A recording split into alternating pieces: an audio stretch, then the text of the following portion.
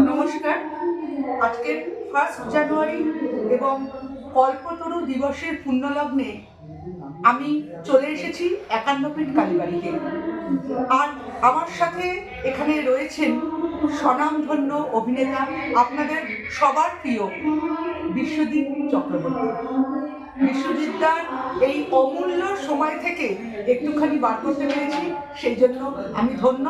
আর বিশ্বজিৎদার কিছু কথা শিল্পী ক্রিয়েশনসের দর্শকদের সাথে ভাগ করে নেওয়ার লোকটুকু ছাড়তে পারলাম না।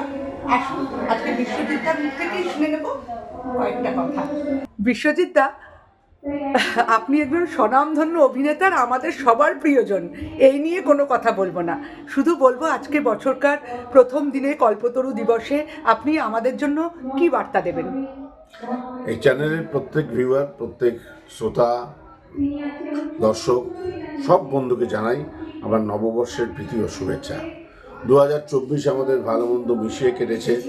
2025 আমরা আশা করি যে খুব ভালো কাটবে সকলে যেন আনন্দে ফুর্তিতে থাকে এবং সব মিলেমিশে সাম্প্রদায়িক সম্প্রীতি বজায় রেখে প্রত্যেকে জীবনটা কাটান। একা ভালো থাকা যায় না, সকলকে নিয়ে ভালো থাকবেন এই কামনা করব। ধন্যবাদ। খুব ভালো লাগলো। আর এই মুহূর্তে আপনার ছবির কথাগুলো যদি একটু দর্শকদের বলেন। এই মুহূর্তে হলে যে ছবিটা চলছে তার নাম সন্তান।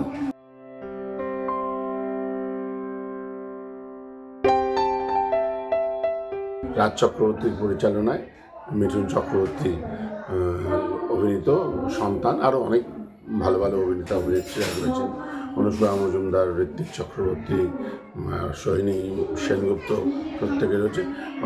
রিপোর্ট ভালো, মানুষের ভালো লাগছে, এটা খুব আনন্দের কথা। বেশ কিছু ছবি হয়ে রয়েছে, যেমন অনিরুদ্ধ রায়চৌধুরীর ডিয়ার মা, আর দুটি ছবি মায়ানত্য এবং মুখোমুখি, এগুলো হয়ে রয়েছে।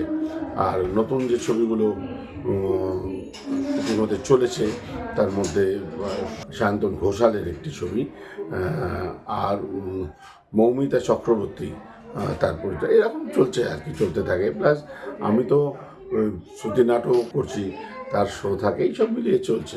আপনাদের শুভেচ্ছায়, আপনাদের ভালোবাসাতেই এখন অবধি চালিয়ে যেতে পারছি। সন্তান এবং আপনার অভিনীত অন্যান্য সকল ছবির সাফল্য কামনা করি। আর আপনাকে অনেক ধন্যবাদ, নমস্কার ও শুভকামনা আপনার জন্য। বহু আলোচিত ছবি সন্তানে অভিনেতা বিশ্বজিৎ চক্রবর্তী এক গুরুত্বপূর্ণ ভূমিকায় অভিনয় করেছেন। এছাড়াও অজস্র ধারাবাহিক এবং ওটিটি প্ল্যাটফর্মে তিনি তার উজ্জ্বল অভিনয়ের স্বাক্ষর বহন করে চলেছেন। তার জন্য রইল আমাদের অনেক শুভকামনা।